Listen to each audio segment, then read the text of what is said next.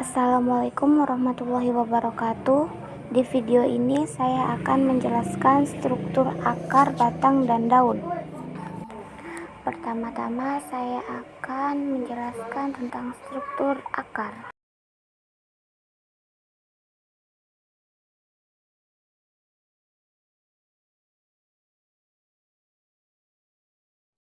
Pertama-tama saya akan menyebutkan fungsi akar. Pertama, sebagai alat untuk memperkokoh tanaman. Kedua, sebagai alat untuk menyerap sari makanan dari dalam tanah seperti air dan unsur hara. Ketiga, untuk membantu menegakkan batang tanaman. Dan pada beberapa tanaman terdapat akar yang berfungsi sebagai alat pernapasan. Oke, itu beberapa fungsi akar. Selanjutnya kita bakalan ke struktur akar. Secara umum, struktur akar dapat dilihat dari penampang melintang dan penampang membujur. Contoh penampang membujur yaitu akar dikotil. Di struktur akar ini kita dapat melihat ada 3 zona, yaitu zona pembelahan, zona pemanjangan, dan zona pematangan. Zona pembelahan adalah zona akar yang tersusun dari sel-sel meristem. Sel meristem adalah sel yang berfungsi untuk pertumbuhan tanaman. Sel ini akan selalu membelah, sehingga akar dapat terus memanjang. Zona pemanjang. Meristem yang telah menua akan membesar dan memanjang. Zona pematangan. Pada zona pematangan, sel yang tadinya seragam di sini berubah menjadi sel-sel yang lain. Contohnya, epidermis, xilem, floem, dan lain-lain. Selanjutnya, kita akan ke akar tumbuhan dikotil dan akar tumbuhan monokotil. Di situ, semuanya terlihat sama, melainkan perbedaannya adalah cara penyusunannya. Di situ tersusun dari epidermis, korteks, endodermis, perisikel, dan inti atau empedu. Epidermis atau kulit luar mempunyai dinding sel yang tipis dan memiliki susunan yang rapat tanpa adanya rongga antar sel. Fungsinya untuk melindungi dan penerus air ke bagian dalam akar. Korteks mempunyai fungsi sebagai tempat cadangan makanan. Endodermis mempunyai dinding sel yang tebal dan terdapat zat gabus. Fungsinya untuk mengatur masuk dan keluarnya bahan makanan menuju dan dari akar. Stele atau silinder pusat terdiri atas perisikel dan jaringan pengangkut xilem dan floem. Stele atau silinder pusat terletak di bagian dalam endodermis. Selanjutnya, kita akan ke bagian struktur batang.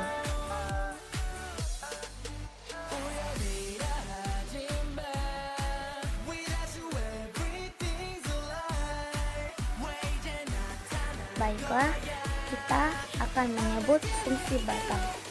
Berikut beberapa fungsi batang.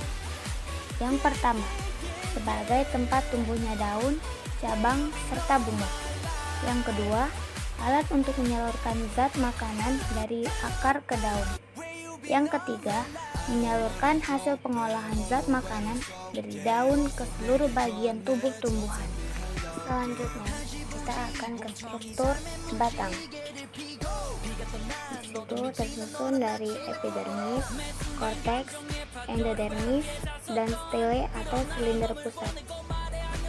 Epidermis dilapisi kutikula, memiliki susunan yang rapat tanpa adanya rongga antar sel. Memiliki lapisan yang tebal yang berfungsi melindungi lapisan-lapisan yang berada di dalamnya. Korteks mempunyai banyak ruang antar sel karena sel-selnya tidak rapat. Endodermis tersusun oleh selapis. selapis sel dengan bentuk yang khas, stele atau silinder pusat.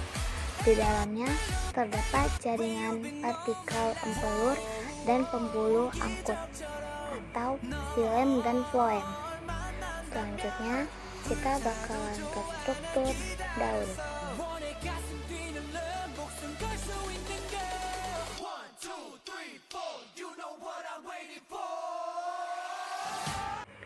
Saya akan menyebutkan fungsi daun terlebih dahulu. Berikut beberapa fungsi daun. Pertama, sebagai tempat berlangsungnya proses fotosintesis.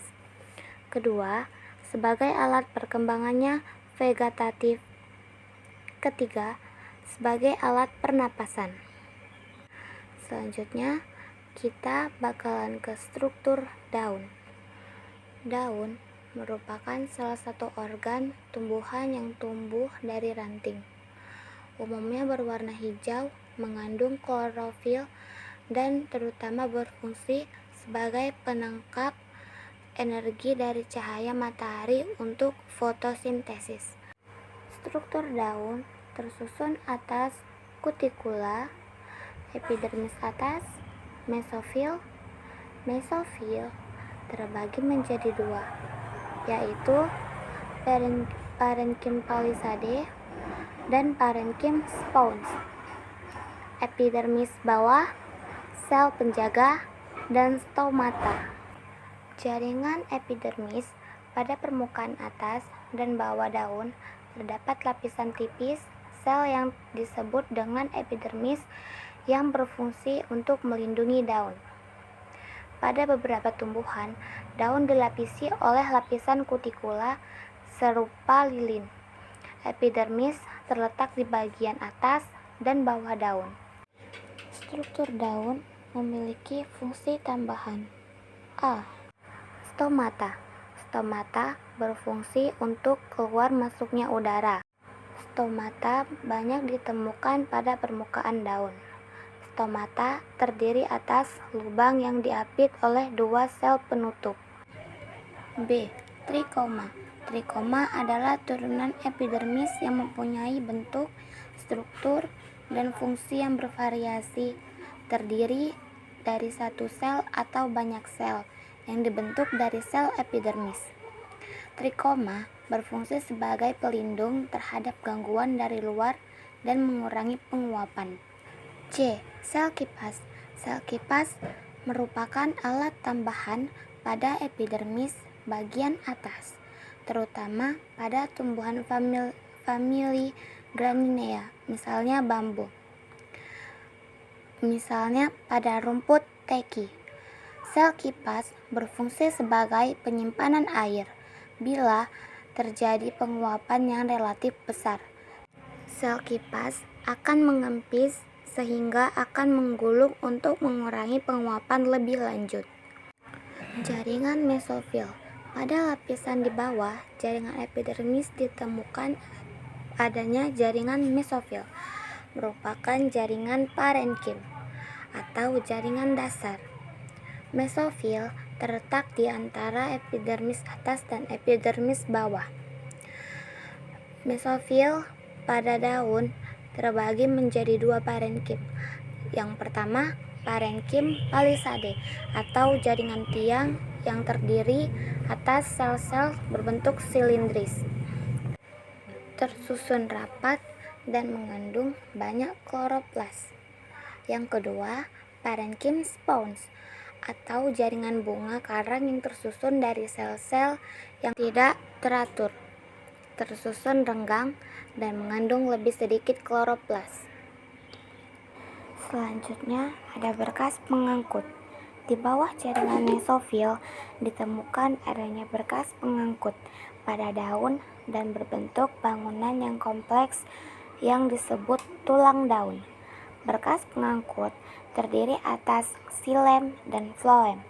Xilem berfungsi untuk mengangkut air dan mineral dari tanah, sedangkan floem berfungsi untuk mengangkut hasil fotosintesis dari daun ke seluruh tumbuhan. Kalau kalian ingat, pada tumbuhan Daunlah yang berfungsi sebagai tempat terjadinya fotosintesis. Baiklah, itu penjelasan saya yang bisa saya sampaikan. Bila ada kekurangan, mohon dimaafkan. Assalamualaikum warahmatullahi wabarakatuh.